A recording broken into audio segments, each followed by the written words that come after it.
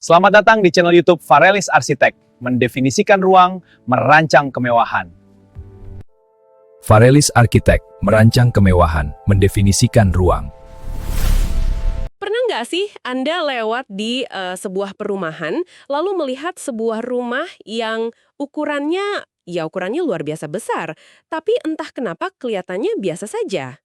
Atau malah terkesan seperti ruko atau klinik. Nah, iya betul, kayak ruko. Padahal kalau dihitung-hitung, biaya pembangunannya pasti habis miliaran rupiah itu. Dan ini sebenarnya fenomena yang sangat umum terjadi di lapangan. Banyak orang yang terjebak asumsi bahwa kemewahan itu pasti berbanding lurus dengan seberapa banyak uang yang disiramkan ke proyek tersebut.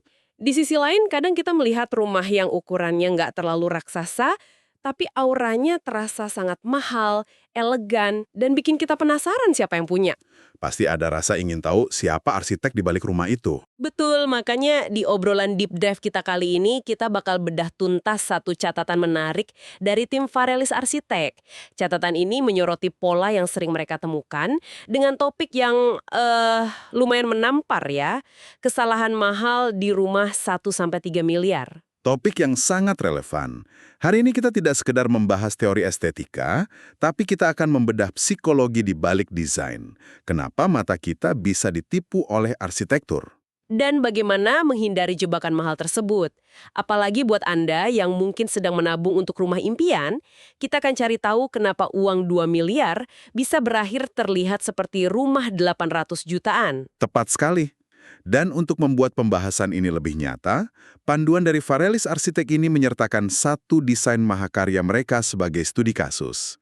Rumah tropical modern house ya? Benar, ini adalah proyek perpaduan harmonis arsitektur modern dengan alam tropis yang merupakan permintaan dari klien Varelis Arsitek di Bandung. Oke, coba Anda bayangkan sedang berada di sana sekarang. Anda berdiri di ujung jalan aspal lurus yang mulus di depan rumah. Dengan taman minimalis hijau di depannya. Yah, dipenuhi tanaman tropis yang rimbun. Lalu di salah satu sisinya, ada infinity pool. Kolam renang yang tepiannya dibuat seolah airnya jatuh menyatu langsung dengan pemandangan di depannya. Bagi itu, air kolamnya memantulkan cahaya matahari. Sangat tenang. Visualnya benar-benar bikin kita ingin duduk santai di lounge luar ruangan sebelah kolam. Di atas dek kayu itu, sambil menikmati pathway dan tanaman tropis di sekitarnya. Sempurna untuk relaksasi pagi. Suasananya persis seperti villa mewah. Padahal ini murni rumah tinggal. Gambaran yang sangat kuat ya. Dan alasan kenapa rumah hasil karya Varelis Arsitek ini terasa sangat mengundang, itu bukan cuma karena ada kolam renangnya. Benar. Desain ini sengaja dihadirkan untuk menunjukkan bagaimana mereka mengatasi kesalahan fatal pertama. Fasad atau tampak depan rumah yang datar. Kebanyakan orang berpikir asalkan dinding depannya tinggi dan dicat putih bersih pasti otomatis terlihat mewah. Padahal secara psikologis, otak manusia itu berevolusi untuk merespons kedalaman dan bayangan. Fasad datar tanpa tekstur membuat mata kita tidak memiliki titik fokus. Otak kita secara bawah sadar mengasosiasikan permukaan datar itu dengan sesuatu yang tipis atau rapuh ya. Tepat, atau seolah dibangun dengan terburu-buru. Itulah kenapa rumah miliaran bisa terasa murahan. Masuk akal banget. Ini tuh kayak cara kita berpakaian. Bayangkan kita pakai baju dari atas sampai bawah, warnanya senada, tanpa tekstur. Pasti kelihatannya membosankan dan kurang berkarakter. Nah, tapi begitu kita tambahkan outerwear dengan bahan berbeda, tiba-tiba penampilannya jadi naik kelas. Di catatan ini disebutkan bahwa Varelis Arsitek menggunakan konsep layering atau pelapisan material. Mereka memadukan dinding plaster halus dengan elemen kayu dan batu alam Palimanan. Ngomong-ngomong soal batu Palimanan, ini yang warnanya agak kekuningan dan punya corak urat alami itu kan? Betul sekali. Tekstur kasar dari batu Palimanan itu sengaja dibenturkan dengan kehalusan dinding plaster dan kehangatan elemen kayu. Jadi saat cahaya matahari pagi mengenai fasad tersebut, tekstur batu alamnya menciptakan bayangan-bayangan kecil yang memberikan kedalaman visual. Inilah yang ditangkap oleh mata kita sebagai kemewahan dan kekokohan. Tapi tunggu dulu nih, kalau kita mulai pakai batu alam asli, terus ditambah aksen kayu khusus outdoor, dan pengerjaan plester yang presisi, bukannya itu justru bikin biaya pembangunan makin bengkak? Katanya mau menghindari kesalahan mahal?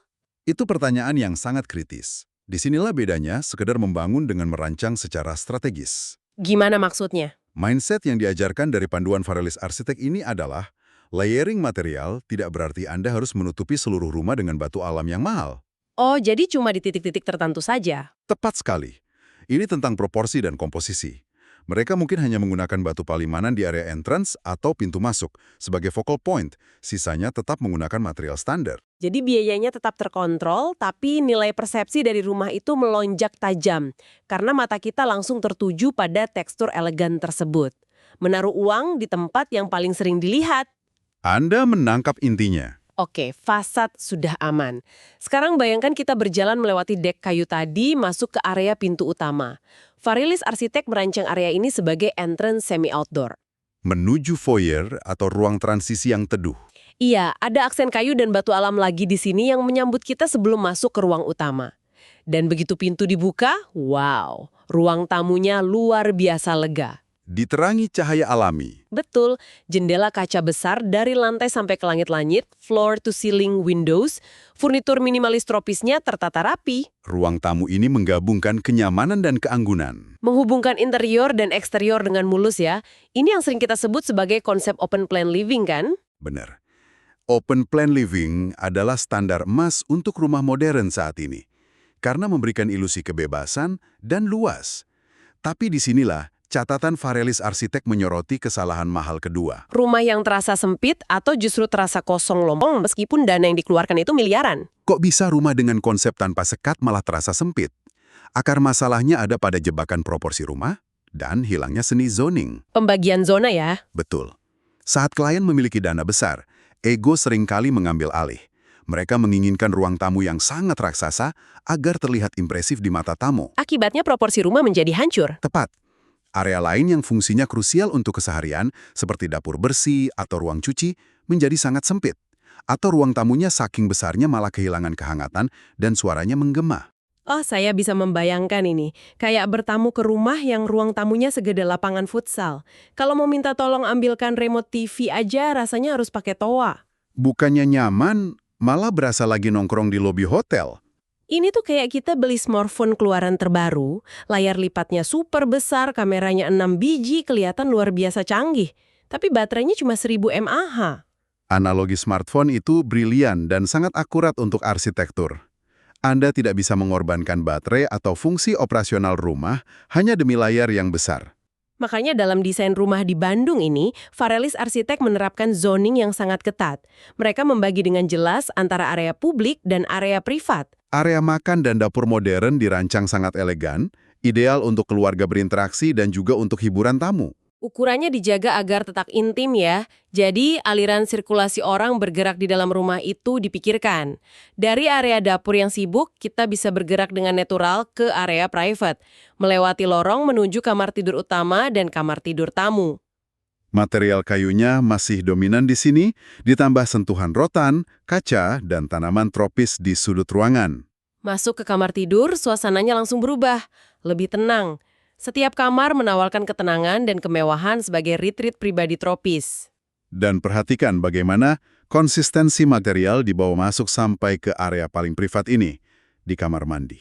Ensuite bedrooms atau kamar mandi dalam ya? Ya, mereka menggabungkan kesederhanaan modern dan material alami, menggunakan batu alam natural dan partisi shower dari kaca. Di rumah sendiri. Perencanaan ruang yang baik bikin setiap langkah terasa logis. Dan tidak dipaksakan. Ruangannya proporsional, sirkulasinya mulus. Tapi ada satu hal krusial yang menempel pada desain jendela kaca raksasa dan shower kaca tadi. Ini membawa kita pada kesalahan mahal ketiga. Koreografi cahaya yang buruk. Seberapa sering Anda masuk ke rumah mewah siang bolong, tapi di dalamnya gelap, sumpek, dan harus menyalakan lampu di mana-mana? Sering banget. Pencahayaan adalah elemen arsitektur yang paling sering dianaktirikan. Dalam panduan ini, Varelis Arsitek membaginya menjadi 2 skenario waktu, siang dan malam. Siang hari, banyak rumah high-end gagal merespon iklim tropis kita, tapi secara biologis membantu ritme sirkadian kita. Membuat penghuni merasa lebih energik. Ditambah dengan ventilasi silang agar udara tropis bisa mengalir bebas. Bayangkan cahaya matahari pagi turun dari skylight, menyorot dinding batu alam di kamar mandi sambil kita bersiap beraktivitas. Itu kemewahan sejati sih. Nah, sekarang mari kita percepat waktunya.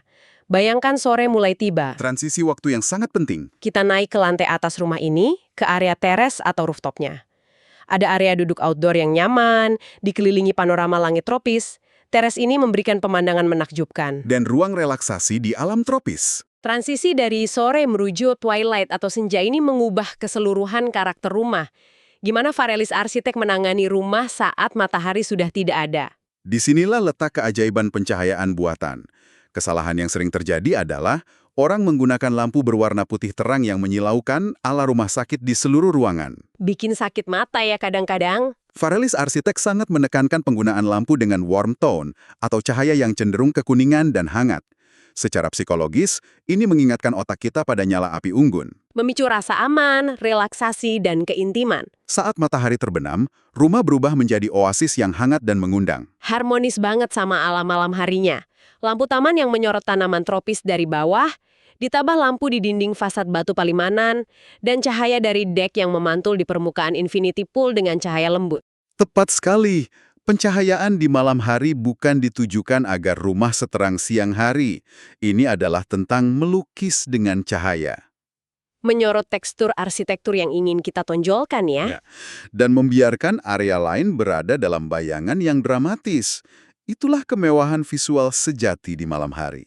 Kalau kita tarik benang merah dari obrolan panjang kita hari ini, ada 3 rahasia utama dari studi kasus rumah tropical modern Varelis Arsitek di Bandung ini untuk menyelamatkan investasi rumah miliaran Anda. Pertama, hindari fasad yang datar.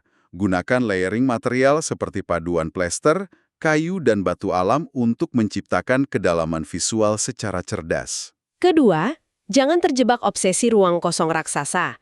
Gunakan prinsip zoning agar proporsi ruang tamu, dapur, kamar tidur, hingga kamar mandi terasa seimbang. Jangan sampai smartphone canggih Anda baterainya kecil. Dan ketiga, rancang koreografi cahaya. Maksimalkan skylight dan jendela raksasa untuk cahaya alami di siang hari, dan gunakan pencahayaan warm tone di malam hari. Ringkasan yang sangat komprehensif, dan ini sebenarnya menggaungkan satu filosofi mendalam dari Varelis Arsitek ya. Membangun rumah itu pada hakikatnya adalah proses bangun sekali untuk seumur hidup. Ini bukan pakaian yang bisa Anda buang kalau musimnya sudah lewat. Kesalahan dalam proporsi ruang atau pencahayaan akan Anda rasakan setiap hari selama puluhan tahun. Itulah mengapa merancang dengan kecerdasan dan bantuan profesional sangat esensial. Seperti tagline Varelis Arsitek, mendefinisikan ruang, merancang kemewahan. Inilah rumah tropical modern house. Harmoni sempurna antara kemewahan modern dan ketenangan tropis. Salah satu karya terbaik dari Varelis Arsitek. Jadi buat Anda yang kebetulan sedang mencari referensi atau penasaran melihat visual asli dari desain yang kita bahas, Anda bisa langsung melihat karya lengkap mereka dengan mengunjungi www.varelistudio.com. Memahami bagaimana menyeimbangkan estetika modern dengan elemen alam tropis adalah langkah pertama yang akan menyelamatkan Anda dari kesalahan mahal.